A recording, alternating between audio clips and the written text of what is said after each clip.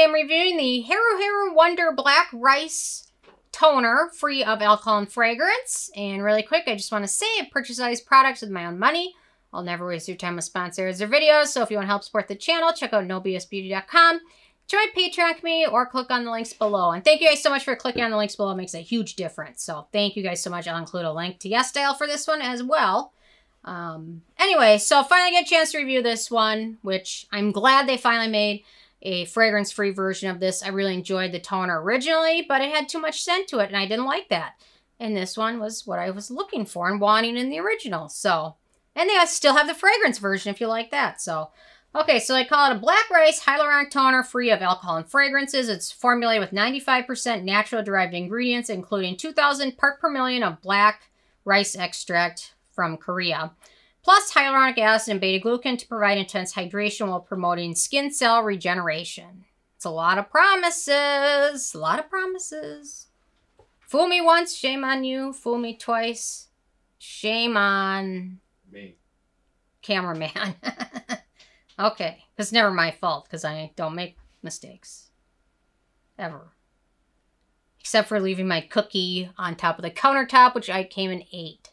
That was my mistake. And he's on a little bit of a diet, but he really finds a way to shake down everybody for treats. UPS guy gets here, he gets treats. Mailman, treats. Who else gives him? Everybody that comes. I see Ike out there, shake him down for more treats, even though he's on a diet. Anyway, and he ate my cookie. Anyway, so, okay, my first criteria is packaging. No issues with the packaging.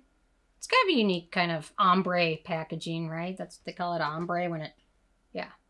That was a cool thing for your hair for a while, the ombre, but I always tried it. You know what? When ombres were cool, I thought it was cool because I never had to dye my hair again. I just let it grow out, and then it was cool. Will that trend ever come back? No. Okay, in terms of alcohol, there's no alcohol. Fragrance, there's no fragrance. There's no real scent to it. But there is a little caveat to that, which I will get to. The manufacturing location for this one is Korea, so no issues with that. I'll do a quick pH test of it just for my pH nuts people, my pH fans. So ease of use. So after cleansing, apply a moderate amount evenly over the face and pat lightly, although you can also use it with a cotton pad. I like to use at least one product with a cotton pad because I just feel like it gets any little residue that's left on my skin after cleansing gone. So pH is right around 6, probably 5.5, pretty darn close to 6. So no issues at all with that. That is just fine. Watery texture, I find a cotton pad works better because it's not super thick. With really watery essences and toners, I just find a cotton pad is easier. Otherwise, with my face, I'm making a big mess and it's everywhere and the bottle's gone within a week and then I'm buying more. Anyway, I'm always buying more either way, but... Okay, in terms of antioxidants, so we've got betaine, which is a hydrating ingredient. We've got skullcap root, which is a soothing, antioxidant, hydrating, antibacterial ingredient. It's also been used for a long, long time in China for many different reasons, so very good ingredient. We've got that rice extract, which they specify as black rice extract, but rice extract, it's a good skin conditioning ingredient, and it has some antioxidant benefits. Yeah, so, yeah, I'll keep going, then I'll talk more in a second. Then we've got Phyllostachys Pubescens shoot bark extract, which I cannot pronounce, like my name on some days. So we've got that. It's a good extract. It's skin conditioning ingredient. So if an ingredient is good for your skin, but there's nothing exciting specifically, if it's not an antioxidant, if it's not soothing, if it's not antimicrobial, they just call it skin conditioning because it's just good for your skin, but doesn't really offer any other significant benefits. So let's see. Then we've got Aspergillus ferment, which is another skin conditioning ingredient. We've got hyaluronic acid, which is a humectant. It's also been in every freaking product I've reviewed in like the last 2 months, I think. Then we've got Beta-Glucan, which I'd love to see replace hyaluronic acid because Beta-Glucan is hydrating, but it also has soothing benefits as well as antioxidant benefits. Then we've got ginseng, which is a good hydrating ingredient as well as a good antioxidant. So it's got a decent list of beneficial ingredients. A lot of soothing ingredients and conditioning ingredients, which are great. In terms of animal testing, this brand is vegan. It's also gluten-free and it's also cruelty-free. So Cameraman might be gluten-free. We're trying to figure it out. I'm not sure. Or maybe not. He might be gluten sensitive. We're trying to figure it out. So, I don't know. We're working on it. Cameraman might be gluten-free. Are you gluten-free, cameraman? No. No, not yet. We're figuring it out. Okay, in terms of performance, it's a nice toner. It's not quite as hydrating as some others. The one that pops to mind is the I'm From Rice toner. Much more hydrating than this one. This one is hydrating, but it's not like super moisturizing like the Propolis Cosrx toner or the I'm From Rice toner or the Dr. Ciracle Kombucha toner. I'd say it's hydrating, probably more geared towards oilier, normal, or sensitive skin types. I really enjoyed this one during the spring and summer. Now that fall and winter are coming, it's not quite as hydrating as I thought it was, just because I think my skin needs more hydration than it did before. So probably going to save this one and wait to finish it up in spring and summer. In terms of acnegenic in skin, it's very friendly. There's no ingredients of note for acne-prone skin, so that is wonderful.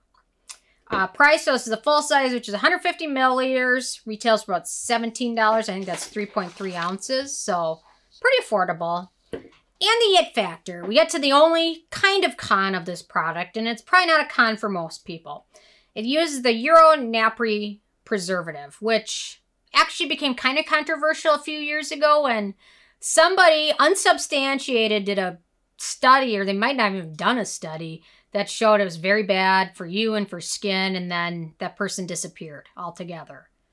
So it kind of became kind of controversial during that time, but the only reason I'm concerned about that preservative combination is because it uses Japanese pepper, which is like a spice. It uses it, which it also has some good soothing and beneficial components, but it also has the potential to be irritating because it's composed of limonene and citron, which are fragrance ingredients. It's used in spices. So that Uronapri preservative might not be as irritating as a lot of other preservatives, but it also has that ingredient component, which can be irritating. I didn't have any issues with this being irritating for me, but I don't necessarily think that might not be the case for everybody that uses it, because that pepperberry, Japanese pepperberry, could be an issue. So, yeah, so that Uronapri preservative uses 3 different ingredients: Usnea, Barbata extract, Pulsatilla, Koreana, and then that Japanese pepperberry. It's a preservative that they say has antioxidant and anti-inflammatory benefits as well as skin conditioning benefits. They also say it can help with blemishes, dermatitis, and dandruff, but that Japanese pepperberry just has the potential to irritate skin. So I don't think I've been irritated by it, and I've used other products that use that preservative, but that doesn't mean everybody's not going to have the same reaction. Some people could be sensitive to it, so there we go. So I'm deeming it a slightly controversial preservative because it is potentially be irritating, not because of what that one person started on the internet a couple years ago. And I think they just made it all up. They disappeared. They created a Reddit account, then it was gone. So anyway, okay, with a 10 being a perfect score, I gave this one a 9. It'll probably work well for most people. Certainly geared towards oily or acne-prone skin, not geared towards drier skin. But in the summer, it's just fine because my skin's not as dry as it is in the winter. So anyway, I'm interested in from you guys if you've tried this, or if you're one of the people that have any comments on the preservative. If you have sensitivities to it, leave a comment. I love hearing from you guys. And stay tuned for more tomorrow. Thank you so much. Bye, guys.